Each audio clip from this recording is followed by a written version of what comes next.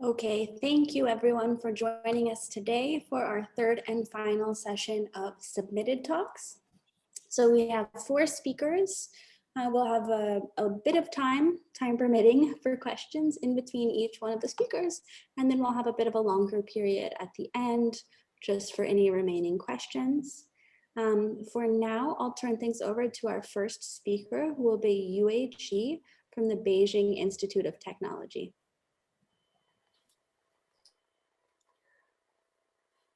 Hello, everyone. I'm very happy to present our work on the early sensitivity to the event temporal profiles of events. Events have been broadly defined as temporal segments with a beginning and an end. Here, I'm showing you a picture of climbing the mountain. And conceptually, we know such an event begins when the people are at mountain foot. It comes to an end when people reach the mountaintop. Event endpoints have been found to be critical for learning, memorizing, and describing events. For example, both children and adults encode the endpoint of an emotion event, like reaching the mountaintop, more accurately compared to the beginning or the source of motion. But what are event endpoints? Here we are inspired by the linguistic literature. Natural languages encode the temporal structure of events in terms of the aspectual distinctions. And a basic distinction is between temporally bounded and temporally unbounded events. Bounded events have an inherent or natural endpoint, or it's called the moment of combination. Unbounded events don't have such an endpoint. Now we can compare the two situations described by A and B. In the event of fixing a car, it comes to an end when the car gets fixed and starts working again. Such an event has a self-evident endpoint and is bounded. While in the case of driving a car, it's not specified when or how it comes to an end. The man can stop at any moment. Such an event is unbounded. Whether a description is bounded or unbounded can be examined through linguistic tests. In English, a bounded description can be modified by a delimited phrase like in an hour, while an unbounded description can be modified by a durational phrase like for an hour. It doesn't work the other way around. Bounded events have a non-homogeneous structure. If we divide a bounded event like fixing a car into temporal slices, each slice represents a different stage of development, and we can't describe them using the same word phrase. Here, the car is not fixed till the last moment. Unbounded events, however, have a homogeneous structure. If we divide an unbounded event like driving a car into temporal slices, each slice can be described as an event of the same kind. As a result, there is no inherent terminal point. How do children learn to express the bounded and unbounded distinction in their language? Studies have found 3 to 5 year olds have some awareness of the differences between bounded and unbounded descriptions. When seeing this situation and hearing how many times did the girl eat the cookie, children would say 1 based on their bounded interpretation of the phrase eating the cookie. But if the question is how many times did the girl eat, children would tend to count the bites based on their unbounded construal of the phrase eating. However, children haven't fully acquired the way boundedness is described in their language till school age. Why do we have the mixed patterns? There are 2 relevant issues. First, it concerns the conceptual basis of aspect.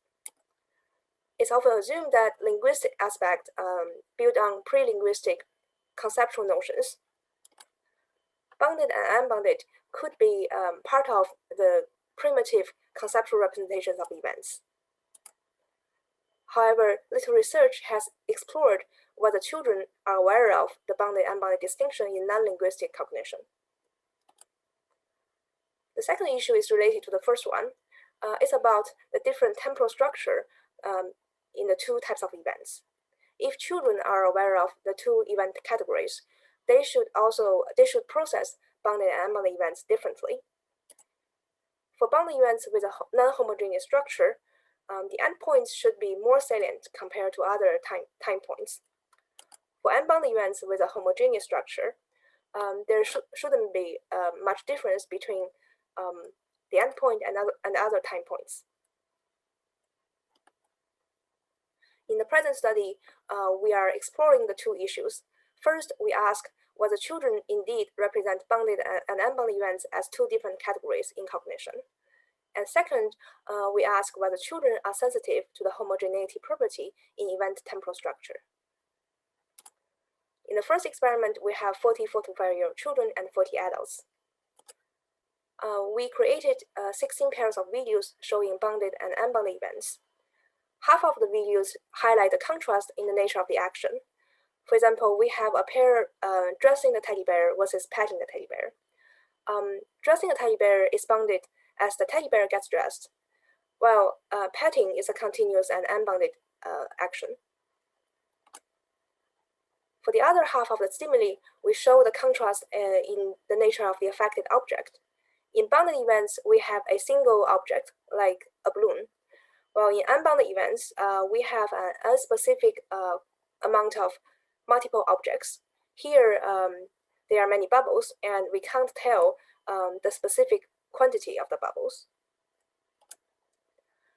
We did two norming studies on the videos.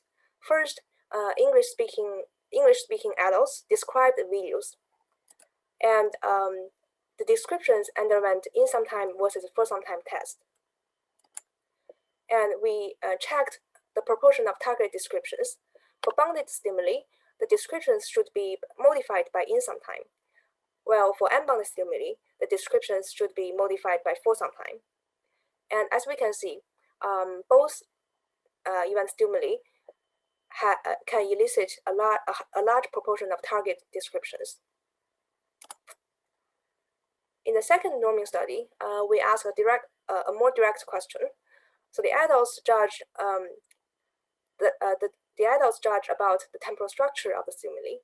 For each video, they answered the question: does it make sense to think of the action in the video as something with a beginning, midpoint, and a specific endpoint? And for our bounded stimuli, the yes responses happened nearly 90% of the time. For our unbounded stimuli, the yes responses happened only 20% of the time. And the experiment is a category identification task. People were assigned to bounded or unbounded condition, depending on which type of events they are going to categorize. The experiment has a training phase followed by a testing phase. During training, each time a pair of videos appeared side by side on the screen, showing a bounded and an unbounded event. A star then appeared below one of the two videos. In the bounded condition, the star was always under bounded events. In the unbounded condition, the star was always below the unbounded events. There were a total of 8 pairs of videos, and the task is to figure out what kind of videos can get a star. Now I'm showing you a training trial in the bounded condition. First, we watched the video on the left, and then the video on the right. At the end, a star appeared, and the question people heard, "Look, this video got a star." After the training, at the test, people watched one video in the center of the screen, and then they answered the question, "Can the video get a star?" Here, the event of peeling a banana is bounded, so we expect people to say yes. And here are the results. Adults overall had a better performance than children. Both children and adults could identify the bounded category better compared to the unbounded event category. And there is an interaction between age group and condition. We found greater difference between the two conditions in the child group. Specifically, the overall performance in the unbounded condition in children was not above chance level.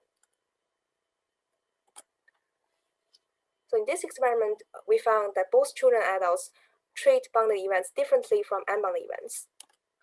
And both age groups could identify the bounded event category with greater ease compared to the unbounded category. 4 to 5-year-olds still have some difficulty with figuring out what unbounded events are. And this pattern is not that surprising. When we had a harder version where in the training phase, we used single examples of bounded and unbounded events, even adults fail to identify the unbounded category. We think the bounded events are atomic. They are naturally individuated, so they could be easier to compare and generalize over. Here in the experiment, it's possible that people silently describe what they saw and completed the task based on their linguistic descriptions. To exclude the possibility, we had a shadowing version of this experiment with adults. People counted numbers during training, so they couldn't use their language to describe the videos. The results show that the participants could identify both event categories. This shows we don't rely on our language to draw the boundedness distinctions. So in the first experiment, we explored whether children could identify bounded and unbounded events. A further question concerns what properties children could rely on to categorizing the events.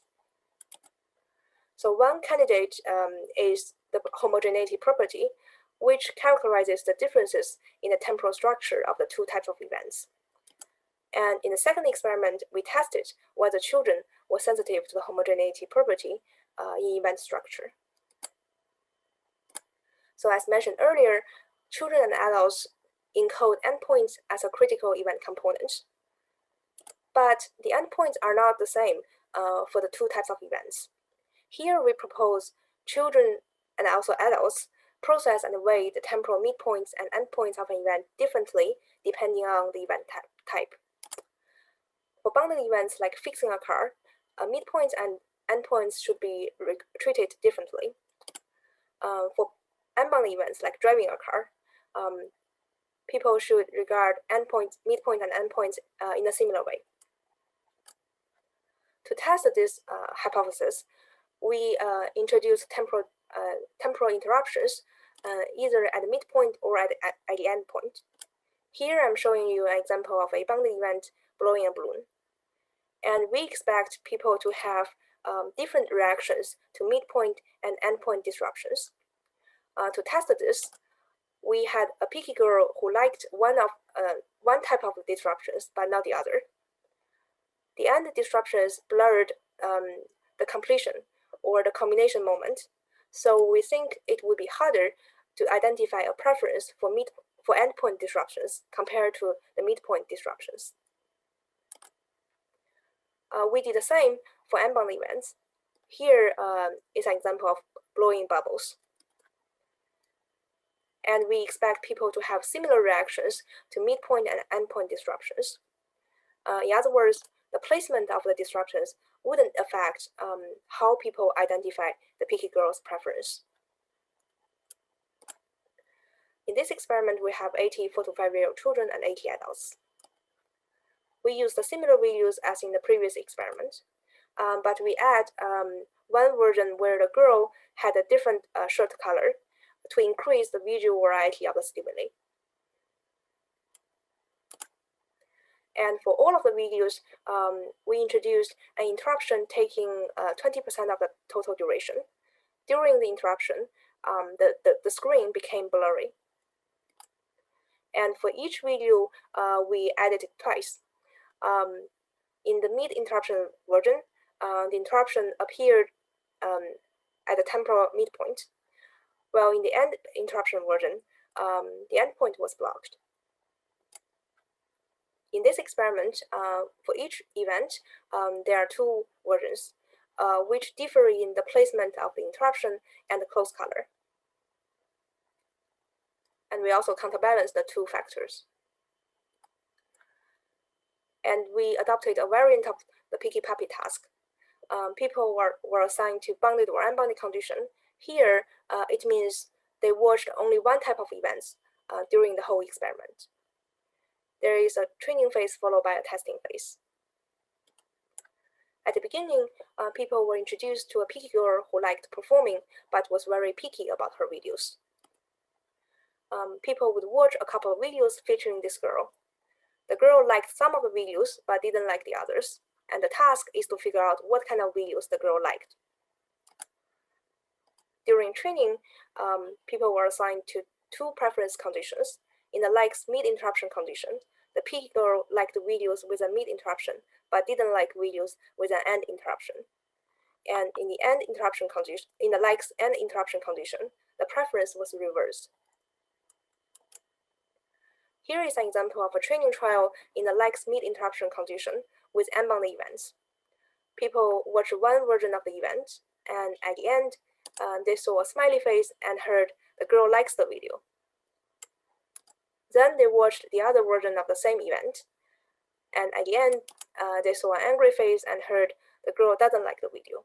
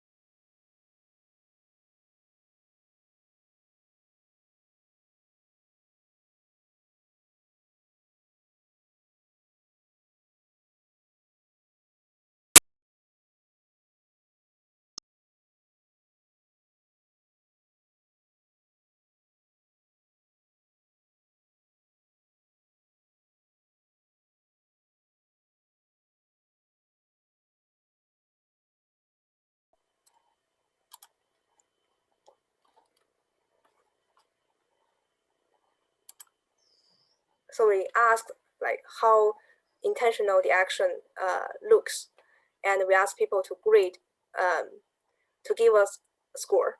And it turned out there's no significant difference between our bounded and unbounded stimuli. Great. We'll take the next question from Alexis. Yeah, this might not be a fair question, but it's something I'm interested in, like want to think about. And I also don't think it's fully formed yet, but I'm kind of wondering how you're thinking about homogeneity. Because right, you could have like say a description of some kind of goings on, which we'll want to say from the semantic analysis of the description is homogeneous. But if you actually look at what's going on, like it looks like it has all kinds of structured parts and stuff, or there's parts that don't have the same properties as other parts. So I know you're talking about sort of abstract event encoding, et cetera. And I'm just wondering like, how are you thinking about the relationship between like what we intuitively think is what's going on and these homogeneous event representations? Because you're positing these as distinct, of course, from the linguistic representations, which we call homogeneous. So yeah. So we start from like if the different parts of an event can be described using the same word phrase, then that's a homogeneous structure. But now we are actually thinking and studying like how can we visualize, or can we maybe find a few features that can lead to a homogeneous structure. But we are still like exploring the answers. Thanks. I have a question I wanted to ask about the role that language is playing here. So it went a little bit quickly for me to follow, but you have this case where you tie up people's language and you found that they're still good at identifying both the bounded and unbounded events. It went quick, but it seemed like even though they're above chance in both of those cases, that their performance is poorer in one of the cases. Maybe it was the unbounded. And so I'm wondering if this difference in performance, which you didn't have when the language wasn't tied up, is suggesting that language is helping in one of the cases a bit more than the other. So we didn't directly test whether describing the event may help children at least.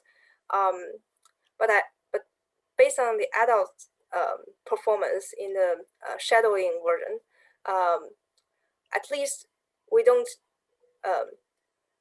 need language to draw the boundedness distinction.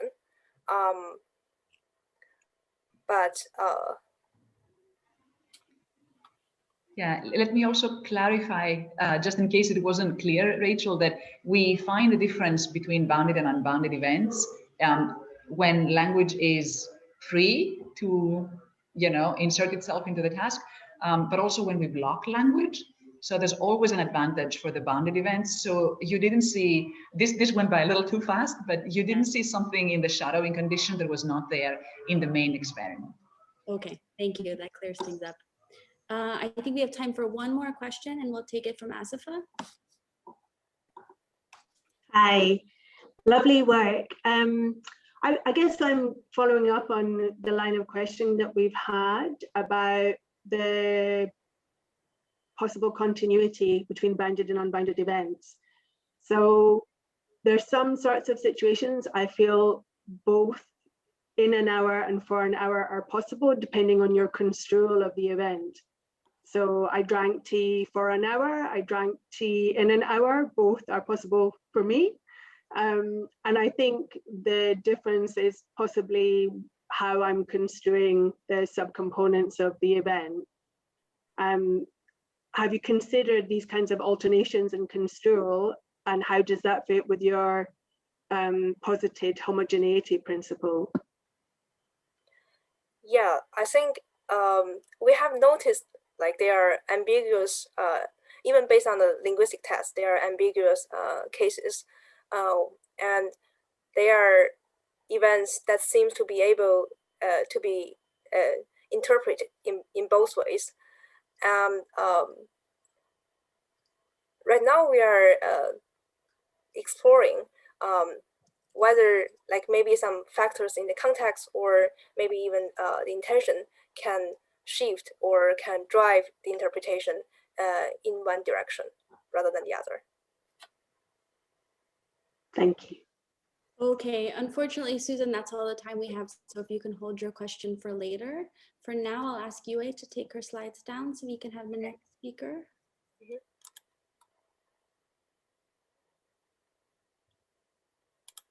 And while he's getting his slides set up, I'll just introduce him. This is Denis Tatone from Central European University.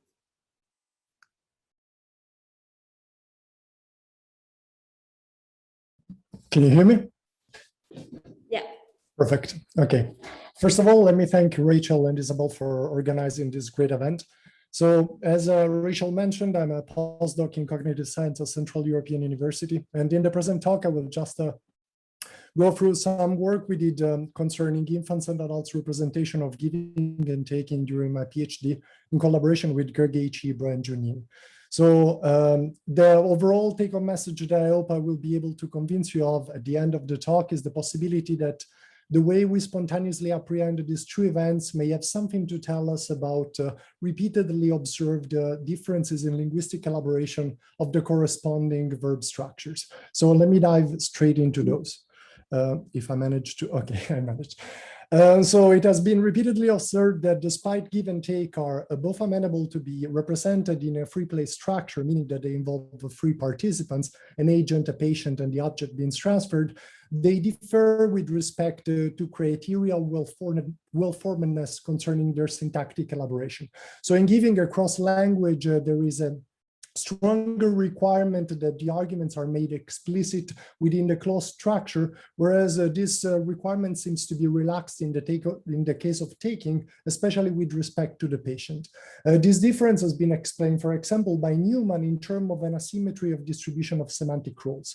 So in the case of giving, agent and patient refer to distinct participants and therefore need to be separately grammaticalized, while in the case of taking, those are borne out by the same participant, the taker, who's at once the agent who's causing the transfer and the agent who is experiencing its effects, namely the acquisition of a resource. Another way to go in the same direction is offered by what he calls the omissibility test, which is a rather intuitive and for this reason imperfect way to diagnose argumenthood, which is basically a evaluation of the overall meaning of a sentence upon removal of one of the arguments. What he's suggesting is that if we remove the patient from a given clause, what we obtain is a sentence whose meaning is qualitatively altered.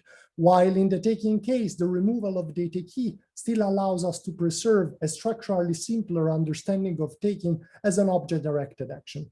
So what I would like to do here is piggybacking on this observation, suggest that there might be this difference may stem from prelinguistic intuitions about the minimal event constituents that we have, that each action schema, the give and take, minimally entails. So giving being an obligatory social action require a psychologically foregrounded role of patient, while taking may be only facultatively so, insofar as the action can be intelligibly apprehended without considering the social effect of the act of dispossession. Okay, just a disclaimer, this wasn't my main target of investigation. I came across this asymmetry upon investigating whether infants have a core concept of giving, or what I call the giving action schema. So we'll first lay the premises of that project and then move to the asymmetry. So by giving action schema, I just mean rather broadly a mechanism for efficient event representation that embeds a number of assumptions concerning number of event participants, in the case of giving 3, the kinds of event participants. So it includes selection restriction with regards to which type of entity can occupy this participant role. For example, in the case of the givee, it needs to be an animate recipient capable of experiencing the effect of transfer of possession, and there need to be a specific causal and teleological relation. In the case of giving, the giver, the donor, is the one who is actively transferring possession of the resource. This assumption can be translated in a number of high validity cues that the schema's engagement is dependent upon, which should be optimally engineered so that the schema reliably activates in presence of its representational target, giving in this case, but not in the presence of a superficial superficially similar but functionally different actions, like, for example, object disposal or taking. There is already some developmental evidence that infants are sensitive to some of these assumptions. In a seminal study by Gordon in 2003 for infants, for instance, infants reacted to the removal of an object from a given case, but not from a similar event that could be construed as hugging. Infants also do not expect fair distributions when giving is directed at inanimate recipients, suggesting that they do not construe transfer as social. And lastly, they fail to ascribe complementary action role when the transfer cannot be construed as efficient. Here I'm referring to the stimuli strip you see on the bottom right, which is taken from an experiment by Schottner, where they showed that infants do not bind these two thematic roles together if instead of having a completed transfer, the puppet is simply carrying an object, placing it on the ground, forcing the other puppet to perform an additional retrieving motion. Notwithstanding the importance of this contribution, there are two limitations that we decided to address.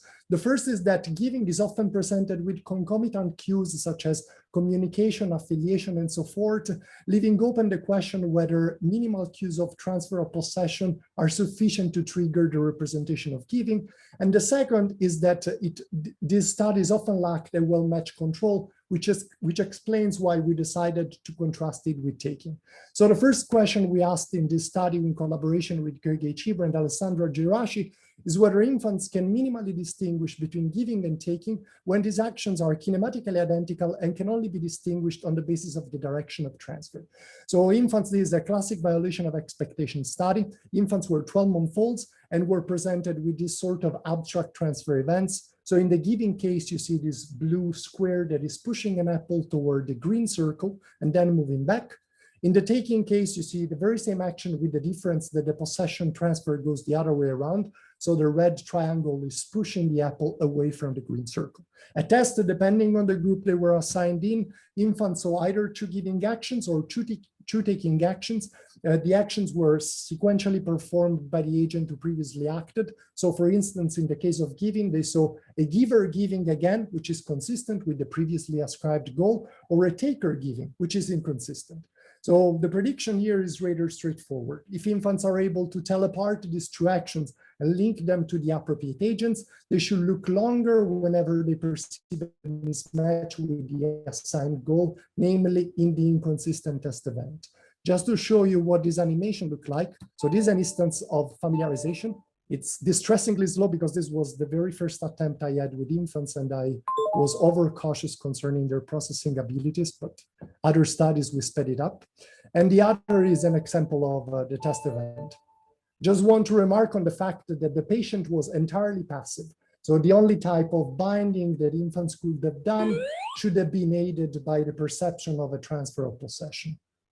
So here on the y-axis, you see average looking times, and as predicted, infants were indeed able to differentiate the two, and as evinced by the looking longer at the inconsistent test event. However, this leaves open the possibility of what kind of construct they adopted for interpreting giving and taking. We saw two possibilities. The first is that they interpreted this action as indicative of a dyadic interaction. So for example, A gives to B. The other is that they interpret it as indicative of individual traits. So for instance, A is a giver. This is still a free place predicate. The only difference is that given that it allows a cross-recipient generalization, it leaves the identity of the specific recipient underdetermined. To test between these two constructs, what we did is we replicated the same logic of the first experiment. The only difference was now that the identity of the patient was changed from familiarization to test. You see a yellow rhomboid in familiarization that, for example, turned into this green circle. What we found here is that contrary to experiment 1, infants did not look on average longer to the inconsistent test, but we found a strong effect of group, which is explored in the graph. So in the case of giving, infants now, in specular fashion to the first experiment, looked longer to a giver giving to a new recipient, suggesting that they minimally encoded the identity of the previous recipient and did not expect action generalization. In the taking case, on the other hand, while the results did not reach significance, they were trending toward the same pattern of the previous results. So one possibility is that they simply did not care about seeing a new patient, but, and here is where the alternative of a deeper structural asymmetry eventually dawned on us, there was also a second possibility, that is, they didn't even care about the presence of a patient per se, because they might have construed the taking action merely as an instrumental non-social action directed at object acquisition. So to test for these possibilities, we ran 2 additional experiments, which involved a tight comparison between giving and a very similar action, which did not result in a transfer of possession, which we called disposing. Basically, the agent pushed the object in a location in space, and taking contrasted with acquiring, which is basically the taking of an unclaimed object. So there is no dispossession. A test, both agents, so the social and non-social acquirer, if you will, were showing performing the corresponding social action. So for example, in giving, the giver was seeing giving, consistent with what they saw, and the disposer was seeing giving. So there was a switch from non-social to social goal. The same logic was applied also in taking. The question basically we asked is, if infants automatically integrate a passive agent in the representation, they should be surprised upon seeing a switch from a non-social to a social description. On the other hand, if they do not so, this switch should go unnoticed. This is what we found.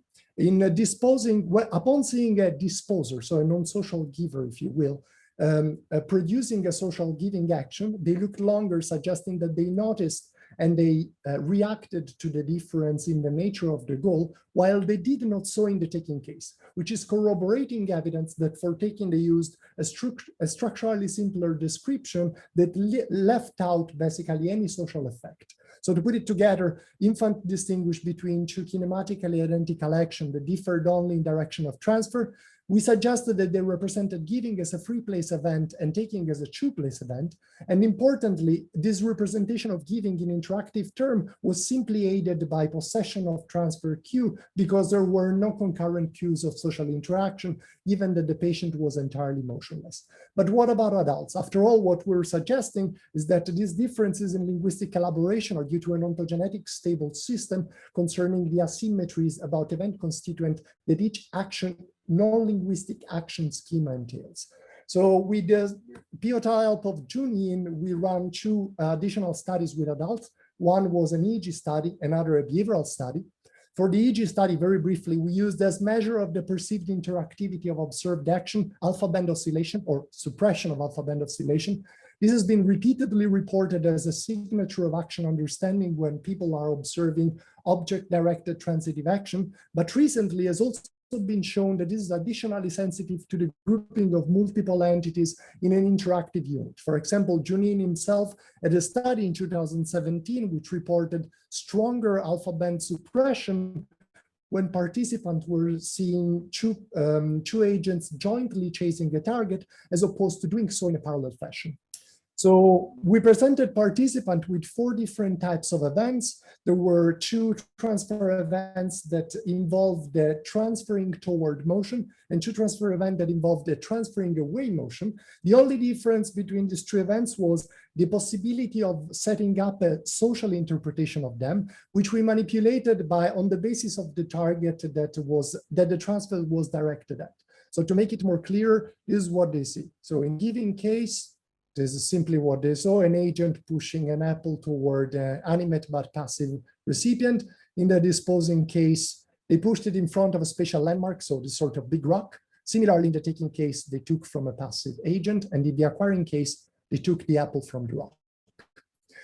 The prediction here is that if indeed the suppression of alpha band oscillation is able also to, if giving is indeed inducing the representational binding of agent and patient, this should be reflected in a stronger suppression of the alpha band oscillation for giving compared to disposing. This is rather obvious given that in disposing, the second agent is not involved in the event as is a mere bystander, but most importantly, there should be also stronger suppression for giving compared to taking, if taking is indeed represented as a 2-place event. And this should also be shown by a comparable suppression between taking and disposing. So just to run you through it, on the upper left side, you see the distribution of the electrodes above the scalp, which we use to quantify the event-related response, which you see down here in the graph. And on the right side, you see a topographic distribution of the response differential in the various contrasts. So as you can see by the blue maps, which indicate suppression, the blue marks. In giving versus disposing, we did indeed find stronger suppression for giving than disposing, and also stronger for giving than taking, whereas no such difference emerged when we compare taking with its non-social counterpart, that is acquiring. Moreover, as you can see also in the graph below, compatibly with previous evidence by Junin, we found that the effect was localized only in the lower alpha band and lateralized to the right hemisphere. So we wanted, however, to complement this neural data with some behavioral finding, which is the reason why we used the very same stimuli and adapted them in a change detection paradigm. Basically, participants saw a bunch of animation with different agents of distinctive appearances in color and shape, and were later asked to see whether they perceived any change in a test animation compared to those previously shown. I will just run you through how one of the trial, of which there were 160, looked like. So participants, for instance, saw a giving event, as you see here. This was repeated 4 times. Every time a new pair of agents, as I said, with distinctive features was shown. And after this, there was a test animation, which was signaled by the red frame within which it was displayed. Participants were not informed about the type of changes that they might occur. They were simply told that whenever they saw this animation in the red frame, they could press one key to indicate that a change might have occurred, another key to indicate that no change occurred. So this is, you can just focus on the top row. These are basically the 3 types of test animations. One was a no change, which means that we randomly sourced one of the previous animation and replayed it at tests. Another was a role change, in which we took an agent and patient from this one of the previous animation and flipped their role. Another was a pair change, in which we took an agent from one animation and a patient from a different animation and put them together within the same event. The same, obviously, we did with giving and taking action. So onto the predictions. The hypothesis obviously is the very same. Giving should selectively induce the binding of agent and patient in an interactive unit, and taking should not do so. So the first hypothesis was that if indeed there is such binding, this should lead to a stronger encoding of the identity of agent and patient, and therefore of their association, which will lead to a higher change sensitivity for changes in pair composition in giving over disposing. Here in yellow, I highlighted what by hypothesis should be the event constituent that are part of the representation of the various actions. The second, slightly more counterintuitive prediction is that there should be a lower change sensitivity for role change in giving over disposing. This is because role change, in a case in which participants simply paid attention to the active agent, as in disposing, because it's the only one that is part of the event, simply in order to correctly identify a change, participants simply needed to evaluate whether the agent who was acting a test featurally matched any of the agent who was previously acting in the same role. This type of verification strategy was not available for giving, because in giving by hypothesis, they should have encoded the identity of both agent and patient. So they had to query an additional source of information, which is the complementary action role, which might have been a computationally harder task and might have affected and hindered the performance. Lastly, and most importantly, if taking is indeed a true place event in the way it has been represented, the type of event, that is the type of target, whether an animate patient or an inanimate object, should not affect change sensitivity. This, on the other hand, should be affected by the type of change for the reasons I already described. In the role change case, participants had to evaluate whether there was a change selectively in a participant that they were indeed strongly encoding, so the agent who was performing the transfer. But in the other case, in the pair change case, they had to additionally pay attention in order to correctly detect the change in a peripherally encoded participant, that is the passive agent. So here, what I'm presenting is D prime, which is basically a measure of change sensitivity after stripping the response bias. You see only 2 types of changes. You don't see the no change, because we use the no change as a baseline to compute the error rate against which sensitivity to change was measured.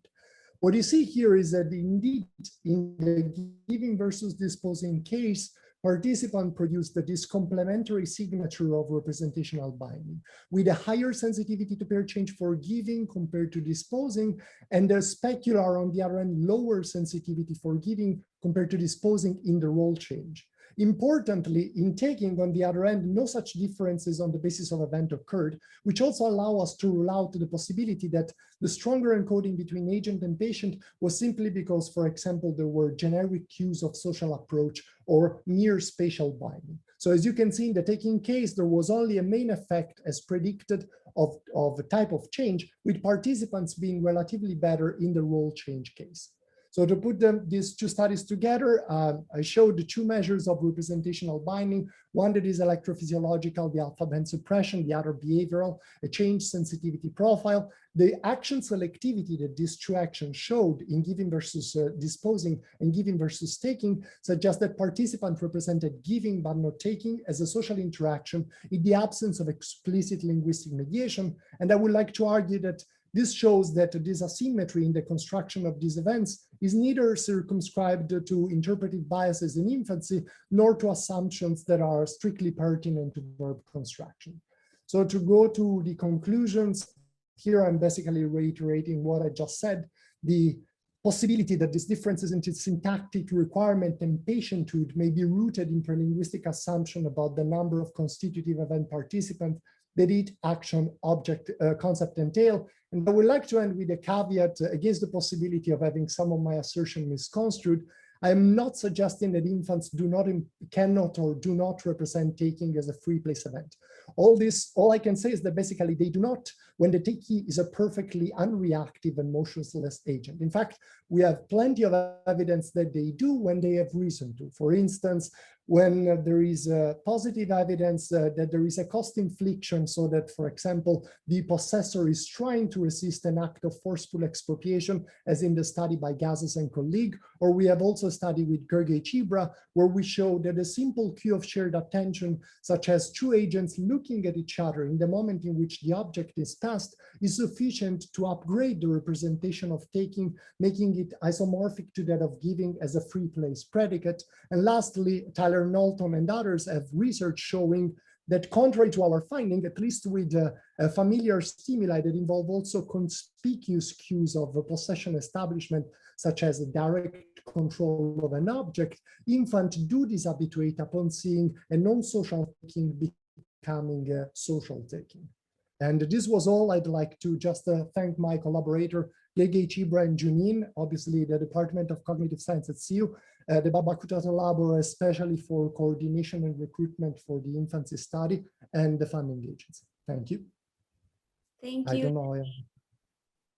We have some time for questions. Oh, sorry, I sped up too much. So we'll start with Marina. Hey there. That was totally fantastic. I so much enjoyed that talk. That was beautiful. So I want to ask this question to see if this is just a restatement of what you're already saying or an alternative explanation. I'm not really sure. So in the taking event, unless, okay, so in the giving event, basically I'm thinking about it as the infants posit a goal. There needs to be some agent that has some goal to explain the event. In the giving event, someone has an object and there's another agent who wants that object potentially, and they give it to that agent. In the taking event, you only need to posit one goal, right? Which is that the agent takes the object and then you're done with the explanation.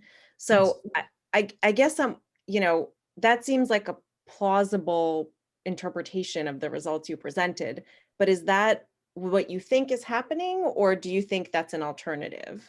No, it is absolutely what I think is happening. In a way, the way I would phrase the mechanism as a sort of inference to the best explanation. In a case in which the takee is perfectly unaffected, the infant run a goal analysis, and the goal analysis stops in terms of cost-benefit distribution as soon as they see an agent that is seizing an object. So this instrumental action does not require a motivated inclusion of a patient. In the given case, however, is not symmetrical, even if it could. So infants could have simply represented, oh, the agent is pushing an object away. What we're suggesting is that this disposing action, despite there is a teleological open-mindedness concerning infants, may not be as readily apprehended as, for example, the fact that they might pass it to another agent. We have also evidence of this in adults because we found the opposite to the suppression of alpha band. What we found in the contrast between disposing versus acquiring is that there was a stronger negativity for acquiring, which may suggest that they found the action of resource acquisition as opposed to resource disposal more meaningful or easier to understand. But yes, absolutely what you were describing. Thank you. Our next question is from Susan. We need you to unmute yourself, Susan. Sorry. You described your results as infants. How old were they? 12-month-old. 12-month-old. Cool. So there's incredible evidence for extremely rich role-based attributions of goal-directed activity. And this is, this is another, I mean, this was a great talk and a really interesting body of research, and much younger than Gordon's children. And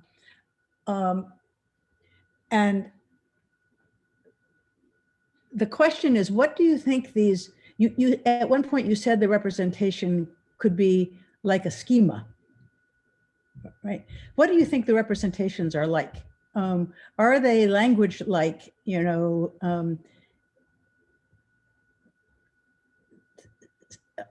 propositional representations, or are they like movies?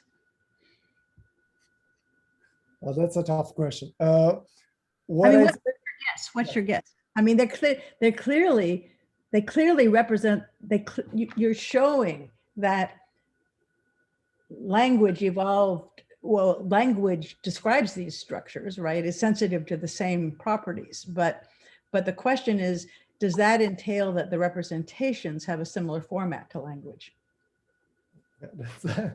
That's a good question. Honestly, I do not know. The pragmatic reason why I posited the schema is rather different. It is because I'm mistaken about this, but also having worked with Gergo, I think it's part of the theoretical sort of framework.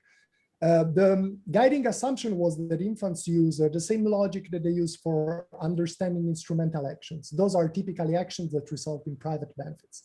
Mm-hmm. So how do they come to understand what is a self-infliction of costs? Because obviously in a giving action, I am actively paying cost to no apparent immediate benefit.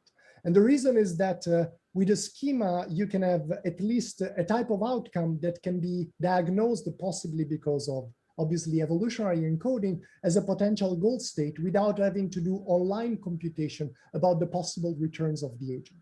But this is obviously orthogonal to the question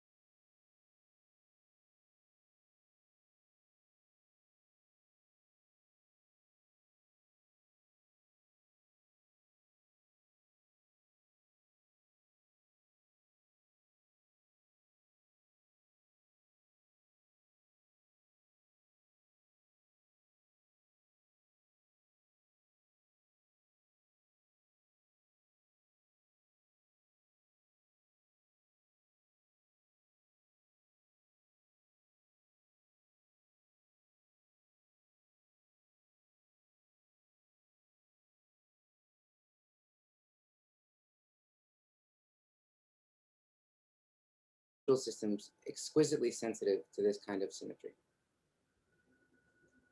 Now, in logic as well, it can also be characterized this way.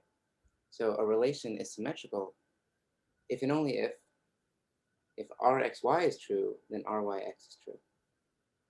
Inversion of arguments preserves meaning. And many predicates like marry refer to such relations. So John marries Bill logically entails Bill marries John, but that doesn't hold for adopt. So John adopts Bill does not entail Bill adopts John. So I'm just going to point out really quickly that this is not just collectivity. So many predicates can be collective. This is true for marry. John and Bill marry means John got married, Bill got married. But also for things like drowning. John and Bill drown, John drowns and Bill drowns. But symmetry goes beyond mere collectivity. So the intransitive form entails a reciprocal situation. John and Bill marry entails they married each other.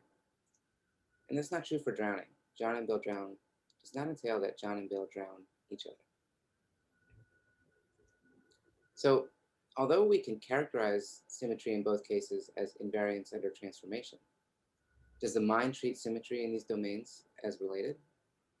After all, they're very different cognitive systems, different units. So here we ask that question. Does a correspondence exist in the mind between representations of symmetry in vision and language? And under what conditions? So we think the answer to this is yes, which is maybe surprising to some of you, but it highlights a view of perception that I'm interested in more broadly. And that's that perception traffics not only in lower level properties like locations, shapes, or colors of, say, these cars, but also higher level abstract relational properties like the symmetry of this collision. Now I'll tell you more about this perspective at the end, but if this is right, then it raises the intriguing possibility that perception may offer representations in a format that language can use and deploy. If so, perhaps we should then find that symmetry has a surprising influence on judgments of how a visual stimulus and a linguistic form relate. And not just at a surface level, like this word here being a good description of this scene, but even when the label and the stimulus share little else in common apart from symmetry, like equal, match, or marry. If we find such a correspondence, it has the potential to reveal something about how different cognitive systems, like vision and language, interface with one another. And I think this might even have potential implications for processes like word learning, which I'll tell you about at the end, if there's time. So, to ask our question, we utilized the cross-modal matching paradigm. So, adults in our study viewed simple visual events like this symmetrical collision or non-symmetrical launch. And on each trial, they saw one of these, and then they were instructed to just choose between two English predicates, one symmetrical and one non-symmetrical, that they felt best matched what they saw. So for example, to marry or to adopt. Now, crucially, the predicates were not semantically related to the visual stimulus in any direct way, apart from the property of symmetry. But the logic is, if there is a correspondence between visual and linguistic symmetry, then we expect that people will match symmetrical predicates with symmetrical visual stimuli if they're forced to choose. So in this example, because this is a collision event, they would pick to marry, which is a symmetrical predicate. So I'm not just telling you about the trial, but you can try it yourself. So I want you to watch each event that I show you, and then you can decide which phrase is the best fit. Type it in the chat. Bitcoin prizes at the end of the talk. Okay. All right, one or two. I can't see at all what you're typing, so I'll just hope for the best. So here, because this was a launch, we expected people would choose to be inferior, which was not symmetrical. Here's another one. Go ahead and type one or two in the chat.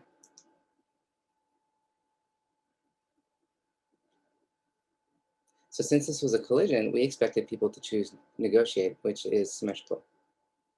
Now let's do one more. Okay, which one? So we expected people to choose debate, which is a symmetrical predicate. So to see whether symmetry has an effect on these judgments, we didn't just use the predicates I just showed you, we generated a whole set of these minimal pairs, symmetrical and non-symmetrical. So we'd select a symmetrical predicate like marry, and it had to meet some linguistic criteria so that the intransitive entails a reciprocal meaning. I'll tell you about that more if you'd like. And then we selected a predicate that was closely matched in many ways, except that it was not symmetrical. For example, adopt. And crucially, it did not obey this criteria. So we did this for a range of predicates, concrete to abstract. And notice here that in English, at least, symmetry is not marked morphologically. So properties of the word forms are not sufficient to act as a cue. Nevertheless, we asked whether observers would match symmetrical predicates to symmetrical events. So on the x-axis is each type of event. On the y-axis is how often a symmetrical predicate was chosen. Higher up means more symmetrical choices. Lower means more non-symmetrical predicate choices. And we found that for symmetrical visual events, people more often selected an English predicate with a symmetrical meaning, like equal or debate, than for a non-symmetrical launching event. In other words, yes, symmetry across domains was matched together in the minds of our participants. And I'll note this was remarkably robust. Almost every subject and pair showed this effect. Now, we're suggesting this correspondence is at an abstract level of symmetry, but you'll notice collide, tango, and box, some of our concrete ones, look visually symmetric, right? So is it just a match between the visual and the visual? So we asked whether the effect was driven merely by the concreteness or the concrete symmetricals. So here I'm just going to rearrange the same results that you saw before, so that now on the y-axis, higher up just means more symmetrical matching across both visual types. On the x-axis is concreteness, towards the right is more concrete. If our effect was driven merely by the concrete symmetricals, we'd expect a positive relationship here. More concrete, the greater the cross-domain match. But instead, we see the effect for both concrete and abstract alike. In fact, some of the ones that were more abstract showed the strongest effects. So we think this is not merely concrete symmetricals. We think this correspondence is at an abstract level of symmetry. So to summarize briefly, this study showed that people have access to the formal property of symmetry for predicates like these, even though it's not marked morphologically. They're sensitive to visual cues to symmetry. And the commonality between these is intuitive, even for predicates that don't depict something visual. So the answer to the question there is yes. Now I'll discuss several further studies showing a bit more about the representations. So first, we wanted to investigate some generalities. In language, symmetry is a property of relations broadly. So not just for events, but also for symmetrical states. So we asked whether this static nature generalizes to visual symmetry. Would we observe the correspondence not only for dynamic events, but also for configurations of static objects? To ask this, we ran the same study as before, but with one change. Instead of visual events, we use static figures like these. And here's the results. On the x-axis is each visual type. Y-axis, higher up means more symmetrical predicate choices. And we again found this matching effect. People chose symmetrical predicates more often for the symmetrical visual stimulus. In other words, static stimuli are sufficient to elicit this correspondence.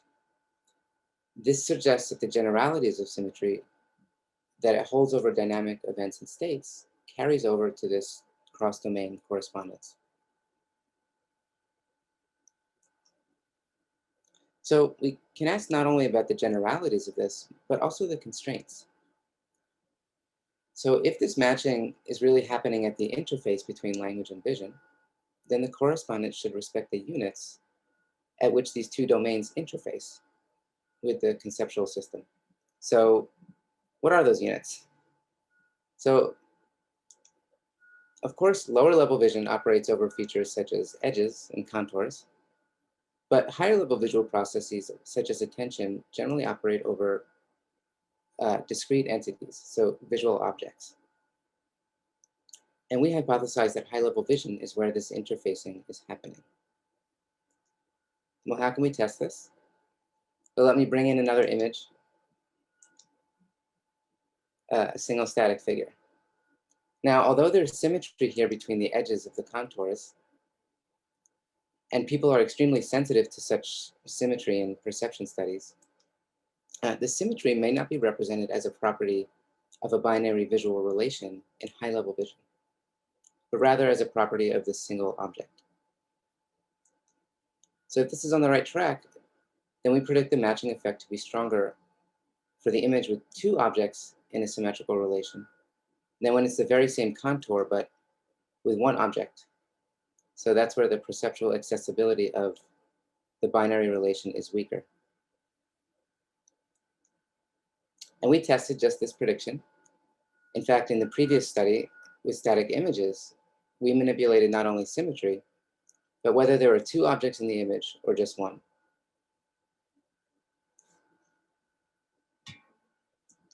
So here is, I'll rearrange the plot for the static objects. So instead of symmetry choice, it's now just higher up on the y-axis, means more matching in from symmetrical to symmetrical across domains.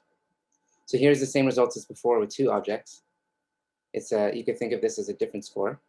So this is people showed the matching effect. But you can see here, this is it for the one object condition. And although the effect doesn't vanish completely, the effect was significantly weaker. So what this says is that yes, decreasing the perceptual accessibility of the binary relation by making it a relation between edges of the same object weakened the correspondence. And I think this provides evidence that the matching is really happening at the interface between language and high-level vision. Now, I don't have time to go into this next result in detail, but in another study, we also found a sensitivity to this correspondence when observers did a similar task, but where they had to infer the meanings of words in an unfamiliar language that conveys symmetrical information spatially, like sign language. So some sign languages, including American Sign Language or ASL, happen to be able to express these abstract relations like symmetry spatially. And so we did the same task as before, and we found the same results. So non-signers who were unfamiliar with sign languages also chose the symmetrical predicates more often for symmetrical ASL signs, despite the richness and variation in what those signs look like. And I can tell you a little bit more about this at the end. Okay, so bringing it back to the beginning, the property of symmetry goes far beyond sensory experience to social situations like marrying, and even to the abstractions pervasive in scientific reasoning, like equal. What is the nature of symmetry representation in the mind? Well, today we've explored one part of this puzzle by revealing that the abstract property of symmetry is represented and placed in correspondence across cognitive systems. So first, it appears that speakers have access to the logical symmetry of predicates, like equal, match, and marry, even though it's not marked morphologically in their language. Second, they match this to the representation of symmetry afforded from vision, whether dynamic or static, or differing in other visually rich ways. And third, we identified some constraints here. So apparently symmetry across cognitive systems is most obvious when it holds between predicates and binary relations between discrete objects. So not as much when it's symmetry for a single object. Now, we think these findings might have implications for how children could acquire concepts with this property. I realize this is a study with adults, but if they generalize to young children, I think that'll be quite interesting. So Let me just give you one example. So take two words like hitting or colliding. So these are very similar in meaning, apart from the property of symmetry. How is a child to infer that one of these, collide, refers to a symmetrical relation? Well, children will definitely use many sources of information, such as syntactic distributional cues, but perhaps in addition, there could be some precious visual moments or perceptual gems that could make the hypothesis of a symmetrical meaning especially salient in certain concrete cases. So for example, if the parent utters a word like collide in the presence of this collision event, this could allow the child to make an inferential leap and assume that symmetry holds for that predicate. Now, of course, there are many open questions here. This could be totally wrong. And we're actually addressing some of these questions now in ongoing work. But more generally, let's take a step back and to the theme of DoCog this year, the linguistic and cognitive foundations of meaning. What have we learned? Well, one major takeaway, I think, is a bit about perception, that it appears to afford not only low-level properties like the location, shape, or colors of objects, but also representations of relations that are abstract, structured, and interface with higher-level cognition. And in fact, I've summarized this perspective and the evidence for it from me and many others in a recent paper in Trends in Cognitive Sciences with Chaz Firestone. And I'm happy to talk more about that after, or just in Slack or whatever. I think this perspective suggests that approaching concepts from both sides, vision and language, has the potential to home in on some of the core elements of the conceptual system and how they interface with other cognitive systems. And I think our results today suggest that abstract relational symmetry is one of these elements. So with that, I'd like to thank my collaborators, John Truzo, Lila Gleitman, and Barbara Landau, as well as colleagues for invaluable feedback, including Chaz Firestone, Victor Gomez, Barbara Partee, and Abby Clements, the NSF for funding this research, and of course, thanks to you for listening. Thank you, Alom. I think we already have many questions in the chat. Susan, did you still have your question? Oh, we can't hear you yet. I hear you. No, I don't. He answered the question shortly after I post my question mark. Great, I read your mind. Okay, I'm gonna go a bit out of Generalization from collide and launch to other kinds of visual symmetry. I'm gonna go a bit out of order and we'll take the next question from Barbu. Hello, can you can hear me, right? Yeah, Yes. Thanks for the talk. So I have a question or slash comment about the first study that you presented with the balls colliding and asking people which of two predicates best describe the scene. So do you think that it's in vision that this inference is happening, or is it because you force them to interpret these events as representations of one or the other predicate? I don't think the actual active inference between the language and visual is happening in the visual system. I think that both systems point to some common conceptual representation that you have access to when you're forced to make these kinds of judgments. I don't know if that answers your question. If it doesn't, then I guess I didn't understand. So sorry. No, I'll get back to this. Okay, thanks. I'll let. Yeah. Gary? Alan, really compelling work. So a question about the kind of a gap between what maybe you're showing and the proposal. So experiments show that people are certainly able to project symmetry in vision to symmetry in language, and find that very compelling. But do you think that shows that they are necessarily representing these linguistic concepts like meet, debate, adopt in terms of symmetry? can make the projection, but does that mean that, that underlies the representation? Sorry, you cut off at the very last sentence. Could you say it one more time? Oh, so the results show that people are systematic in how they make this projection from visual symmetry to linguistic or conceptual symmetry, but does it show that the symmetry is somehow constituent, or that it underlies the linguistic meanings? In other words, is another way of rephrasing your question, like, is symmetry like actually like a property of these lexical items? Like, is in a way is like almost yeah. Good question. We actually we asked people to provide ratings of like basically how symmetric some of these were, and there was a gradient. So like, and if you think about it a little, like not every like event of say agree has to be like symmetric. Like I can agree with you, you don't have to agree with me, etc. But I think what's interesting is that when it's symmetrical enough, like language basically reifies this symmetry in some way, allowing for like the intransitive sentence to imply a reciprocal situation. So in that sense, I think that some of these predicates at least actually are like symmetry is a property of what they're representing. I hope I don't think I answered your question, I guess, but. Well, we can chat more about it. Yeah, but that would be great. That helps. Thanks. We'll take our next question from Emily.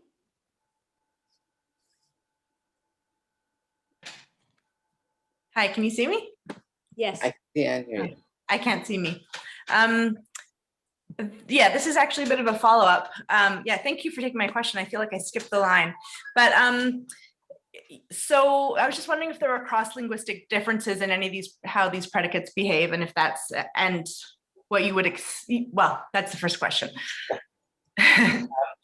It's complicated. So, I mean, I'm not super familiar with how this behaves cross-linguistically. However, there are people like Dimitriadis who have done work on this, suggesting that even though some languages like French, which have a marker like, I think a pronoun like say or si, which implies a reciprocal, even some of those behave differently depending on whether the meaning being conveyed is like truly like a symmetrical event, like two people kissing like on the lips versus like two events in which there's like reciprocality, but not like a mutuality. And some people have claimed that, say, like languages like Turkish, there's a word for symmetrical kissing and another word for non-symmetrical kissing, like say kissing on the hands or something. But I think that's complicated, and I hope to learn more about that soon. Yeah. Right, because you can see where I'm going with that question. Obviously, if somebody speaks a language where there's a difference, would you expect a difference in your, but it sounds like it's more complicated than that, because it's not only more complicated, but in fact, like even say like I said, where reciprocality is marked like with a pronoun, let's say in French, there's differences between how to express a reciprocal versus a symmetric event.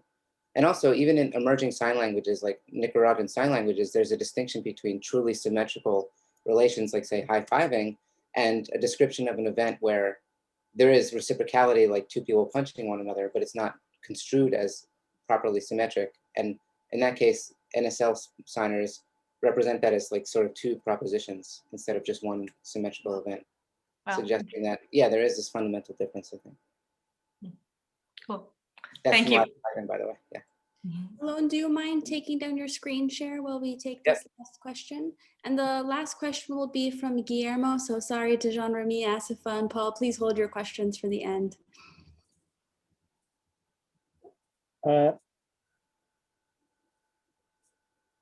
Hello, thanks for letting me skip the line. Yeah, I thought it was really exciting work, so thanks for presenting it. I was thinking about the relation between vision and language here.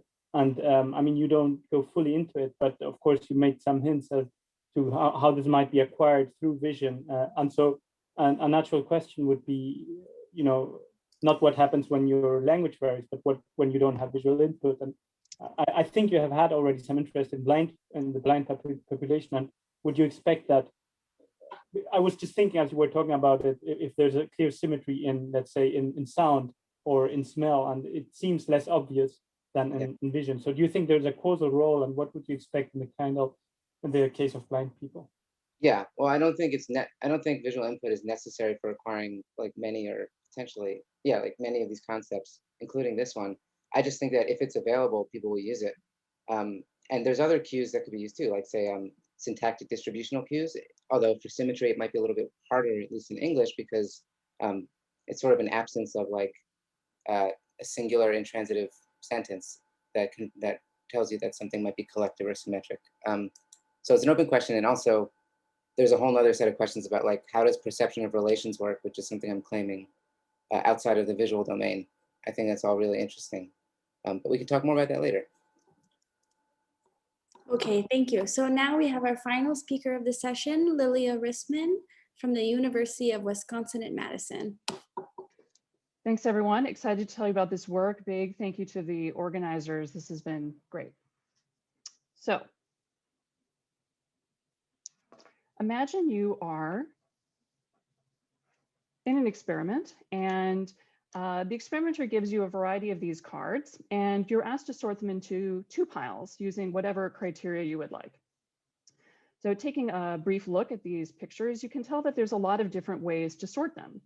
You could sort them into a pile with negative interactions versus positive interactions. You could sort them based on whether the red dot is on the head of the figure as opposed to the body of the figure, etc. Here is a different way of sorting these pictures.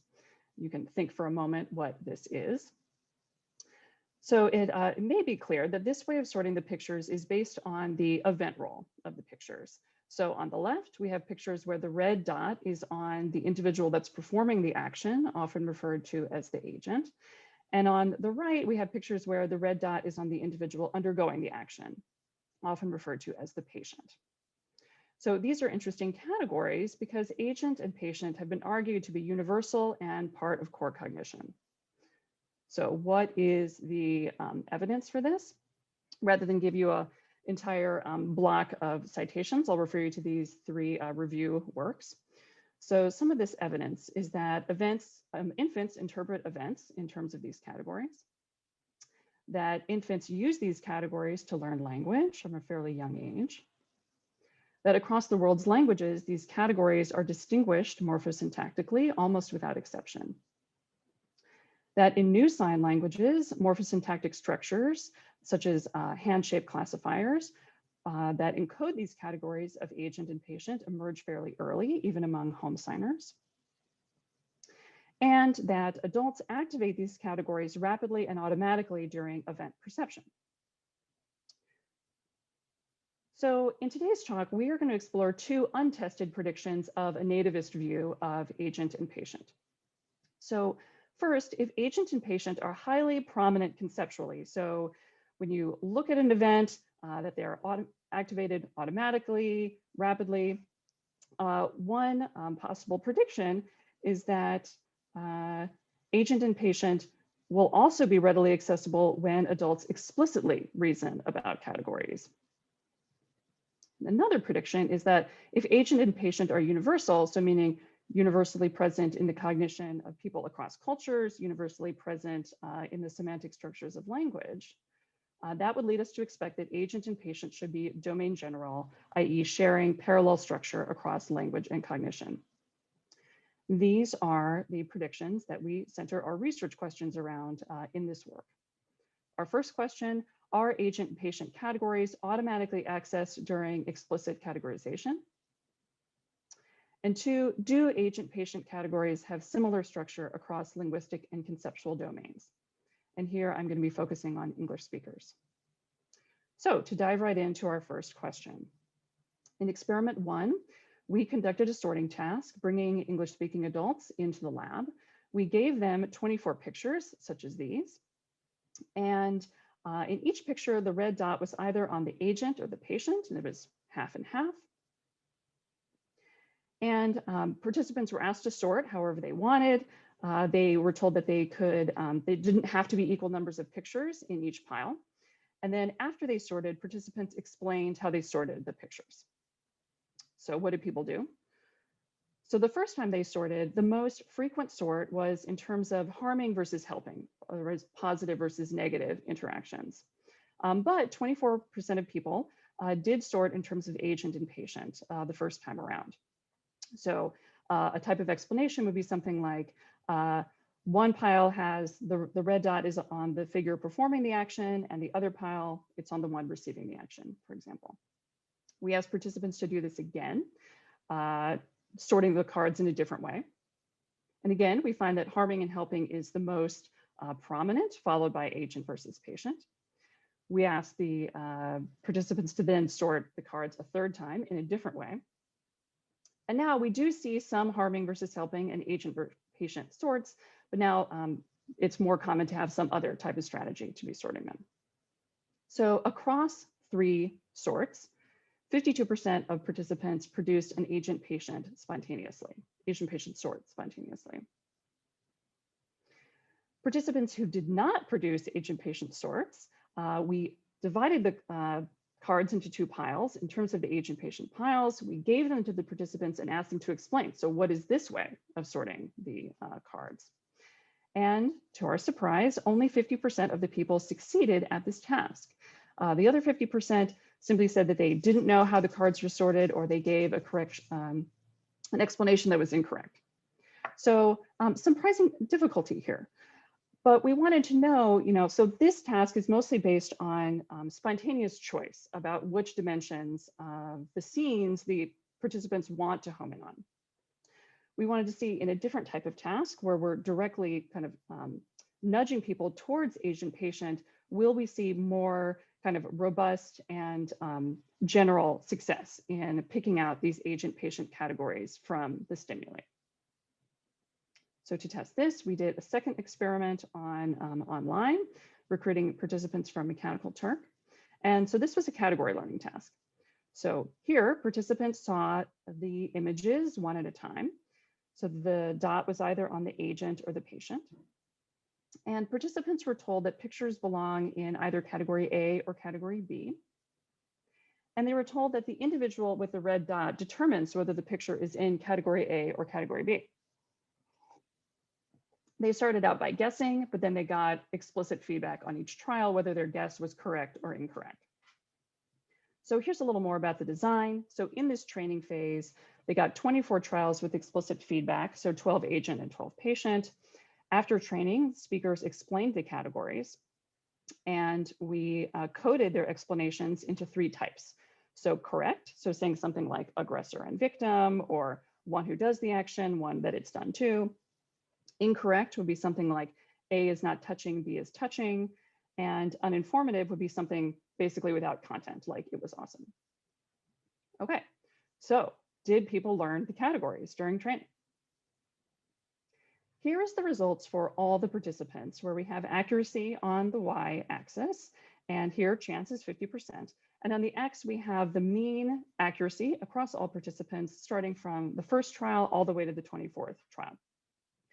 So there is learning here. People on average are well above chance, but the growth curve is a little bit flat, and people only end up at around 70% on average by the 24th trial.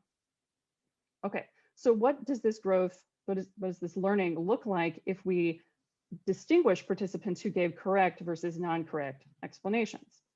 So here, really different patterns.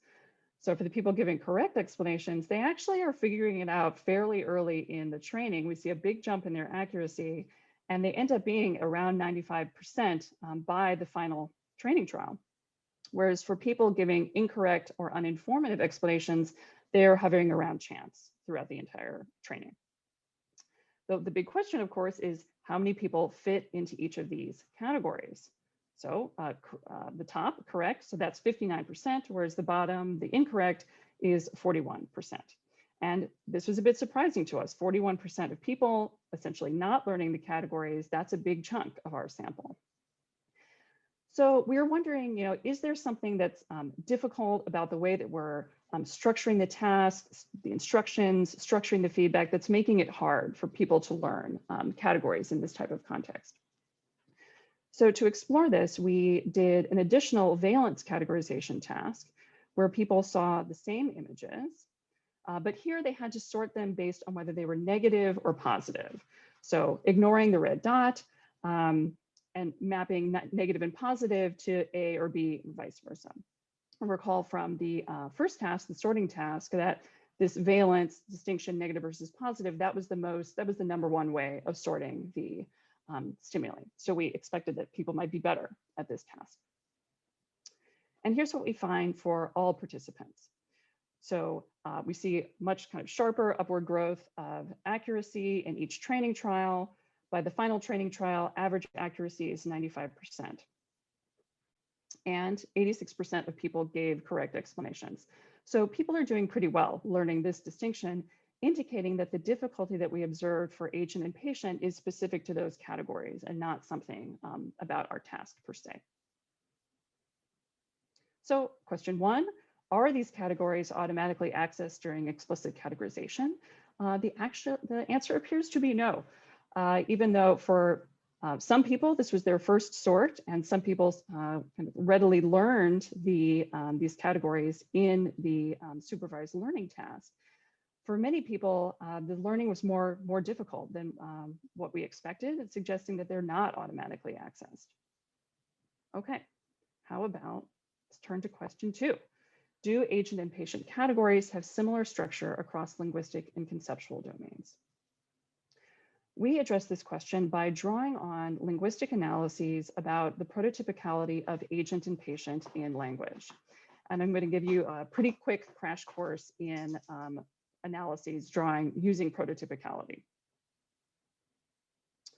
So consider this scene. This can be felicitously described in English as the red dot guy kicked the blue dot guy. It cannot be described as the blue dot guy kicked the red dot guy. That would be false. What this shows is there's a relationship here between the semantics of the scene and of the sentence and the syntax. There's a relationship here that needs to be accounted for. So this is often accounted for in terms of the argument structure of the verb. So here, taking the example of kick, kick has two arguments. The first argument, the one who kicks, gets mapped to subject position in an active clause, whether the second argument, the one who is kicked, gets mapped to object position in an active clause.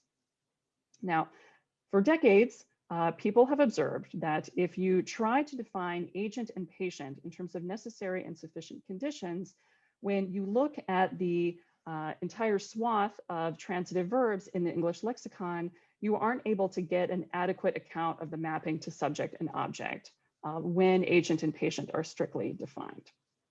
So one prominent solution to this problem, one prominent proposal was put forth by Dowdy 1991, who takes a prototype approach to these categories. So prototypical agents have properties like acting intentionally, causing the event, and moving. Proto-patients have the properties of changing state, being affected, and being stationary. And crucially, the verb determines whether the arguments have these properties, and the arguments with the argument of a transitive verb that has the most proto-agent properties, that one gets mapped to subject. So it doesn't have to have all of the properties, it just has to win over the other argument. So what we wanted to know is whether these particular proto-properties, which seem to be relevant for the syntax semantics mapping in English, are also relevant when English speakers are thinking about these visual events and thinking about what is the agent and what is the patient. So here's how we address that. So I already talked about the training phase of experiment 2 and showed you the results from that, but there was also a generalization phase. So after this training and providing the explanation, participants then saw 52 trials without feedback. They viewed scenes that were not viewed in the training, and then people chose a category and rated their confidence. So here's what a generalization trial looked like. They were asked, does the picture belong in category A or category B? And on a scale from 1 to 5, how confident are you in your choice? So as far as the big question, do agent and patient have similar structure across linguistic and conceptual domains? We operationalize that as, do participants generalize better for scenes with more prototypical agents and patients? Where here better means faster, more accurate, and more confident. And we only analyze the generalization data for people who learned the categories, which was 125 people. So how do we determine which scenes are more or less prototypical, have more or less prototypical agents in patients? So we took these 6 proto-properties proposed by Dowdy and got norms for each scene for each property. So for example, for this scene, additional participants were asked to rate, for example, to what extent did the dot figure choose to be involved in the interaction?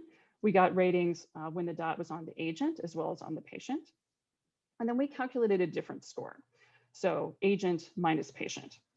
So this scene had a pretty high different score, 3.1. So the agent here is much more intentional than the patient. But some of the scenes, the intention difference score was closer to 0. So for this scene, not a lot of difference in to what extent they're intentionally involved. And our scenes kind of ranged in this continuum. Here's an example of a proto-patient norm, effectiveness. So again, for each of the scenes in agent and patient, we gathered ratings about how much is the dot figure affected by the other figure.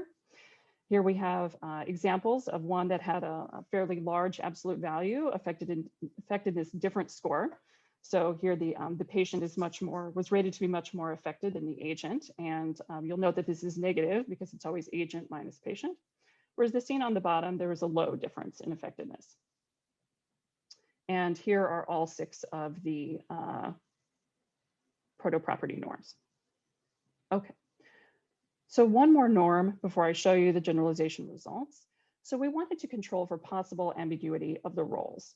So to the extent that people have more accuracy for some scenes than others, we didn't want that to be about, or to be only telling us about whether participants were just confused about which is the agent and which is the patient for some of the scenes.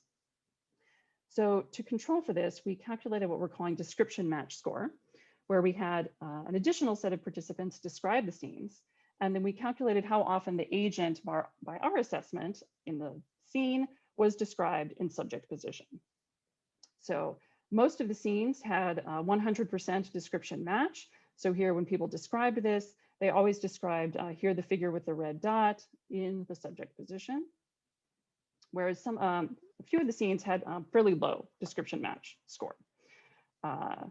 Yeah, so for this one, the roles are more ambiguous. So we included that as a regressor in our model. All right, so here are our generalization results for accuracy, confidence, and reaction time. So this is across all scenes. Here are these graphs. Each dot is an individual participant. And the main thing I want you to take away from these graphs is simply that there is variation here to be explained in how people generalized. And I'm going to show you what predicted how people generalized. Okay, so in terms of accuracy, we found a significant effect of description match. So when that match score was higher, people were more accurate. But we found independent effects of intention and causation. So when that intention difference score was higher, people were more accurate. We did not find significant effects of movement, effectiveness, change, and stationary. Then for confidence, we again find an effect of description match. So more confidence when that for less ambiguous scenes. But here we find effects of intention and effectiveness.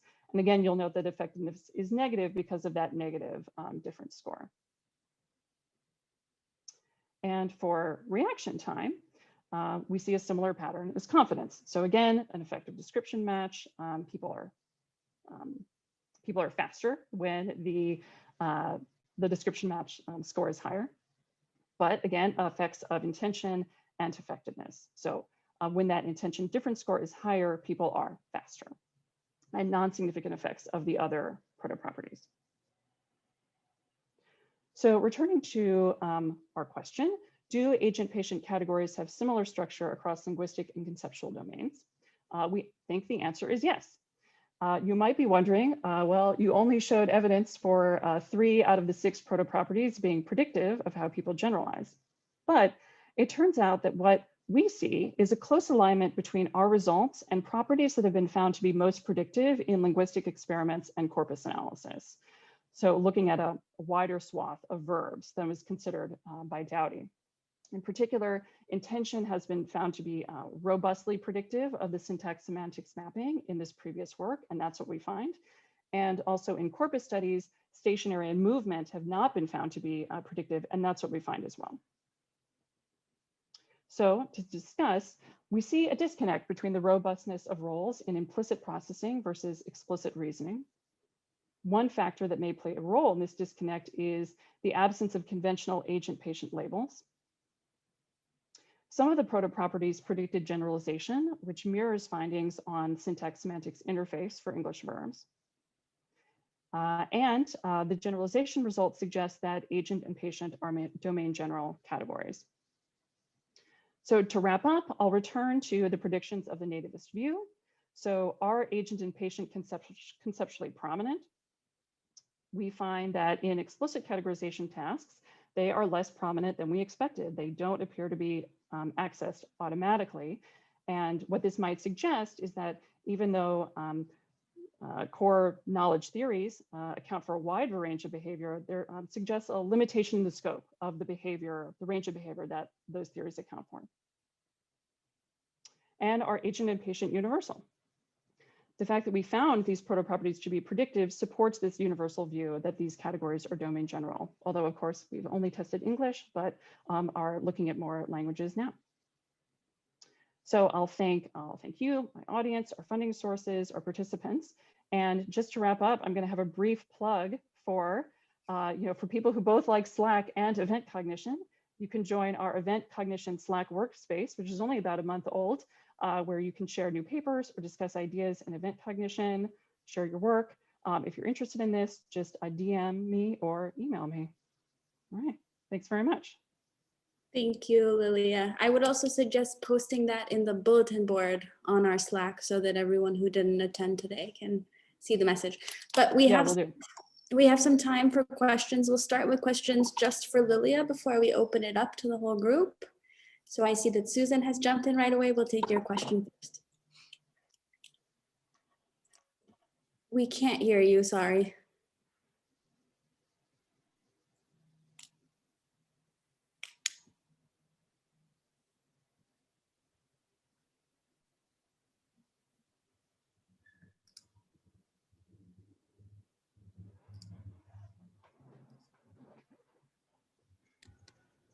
Okay, can you hear me now? Yep. Okay, very, very pretty paper and pretty work. I'm just wondering about the relation to nativism, right? In the sense that I don't think nativism predicts anything about conceptual availability of explicit distinctions. So the work that shows that the agent-patient distinction is part of core cognition is in the context of causal representations alone, right? And there's no doubt that there are innate perceptual causal representations. It's very early in the visual system. It's subject to adaptation. I mean, retinotopically specific adaptation effects, et cetera. But that doesn't have to, so it's there, it's within the representation of causal interactions that you see this role-based distinction between agent and patient.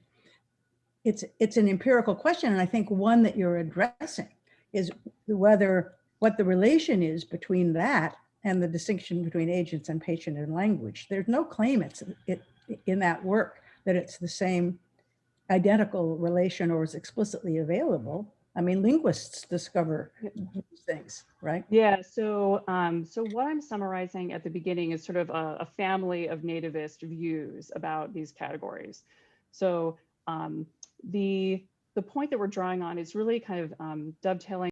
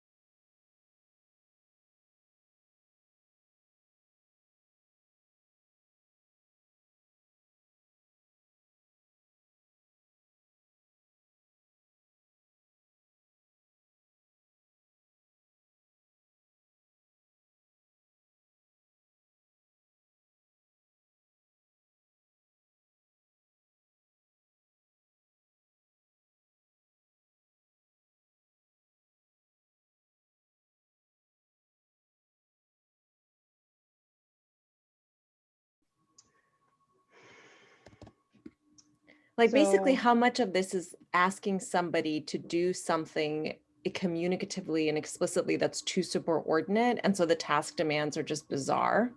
And okay, that's why okay. they're not doing it here. Yeah, so certainly it's the case, that this is it's relational reasoning, but it's kind of like second order relational reasoning. So let's see if this gets at what you're thinking about.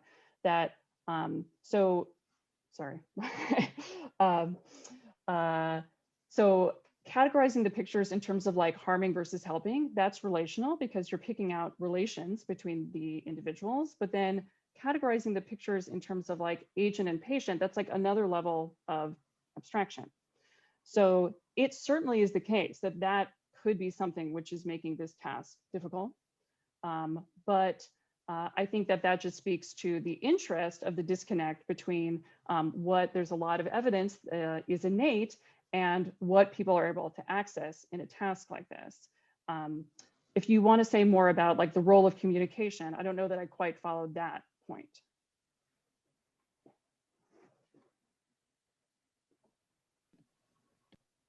Yeah, I mean, by communication, I mean, it's a weird thing for people to want you to do. Like, that's what I mean by communication. Like, what? So as I go into your experiment and I'm trying to figure like, what do you want from me? It just, one idea is that this is too superordinate, whereas like harming and hindering is more at the level that I'm used to A, thinking about, and B, talking about, communicating about, right? Like, what do you want? Because they're trying to guess what you want from them. Yeah, I mean, agents and patients are really important. I mean, agency is really fundamental to our lives, and we communicate, these things are encoded in our language pretty much every time we utter a sentence. So I totally agree with that, but they're encoded implicitly, right? Like they're not lexicalized. Yeah.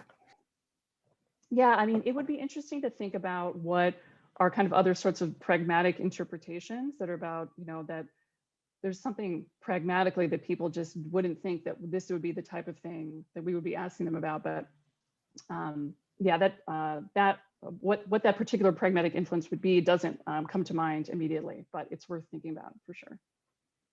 We'll take the next question from Guillermo, and then we'll be in the general session. So if you have questions for any of our speakers, mark them in the chat. Hi, Lydia. Yeah, hi, how are you? Following up on the two previous questions, also on this assumption. Sorry for that.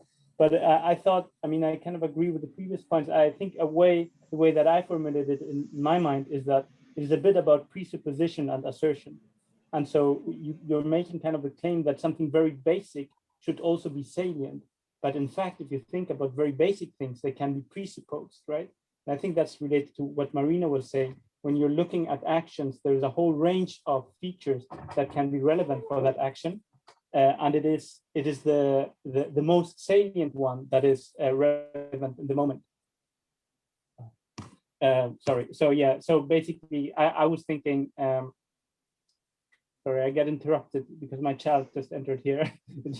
She distracted me. But the basic idea is the salient need not. What is basic might be presupposed, and if it's presupposed, then it will, by definition, not be very accessible because it won't be salient. That's kind of another way of. I think it's very similar to the previous point. I don't know if that makes sense to you. It certainly does make sense. I think the question still remains, like, some things appear to be basic and salient, and other things, like with these roles, appear to be basic and not particularly salient. And there's something important to be explained there. I'll point out that we did a little Twitter poll about whether people thought this task would be easy for people, and people did think, people, both scientists and non-scientists, thought this task would be easy for people. So there's definitely something to be explained here. Although I certainly agree with the point of that there are asymmetries. It's just surprising and needs to be explained that this is one of them where we see an asymmetry. Do we have questions for any of our speakers? Shall I stop sharing? Yeah, that would be Okay. great. Thank you. Yeah. We have a question from Paul, picking up from before. Yeah, thanks to everybody who spoke in that session. I wanted to go back to a discussion about the issue about whether or not words or concepts are really reflecting the asymmetry that Alon was talking about.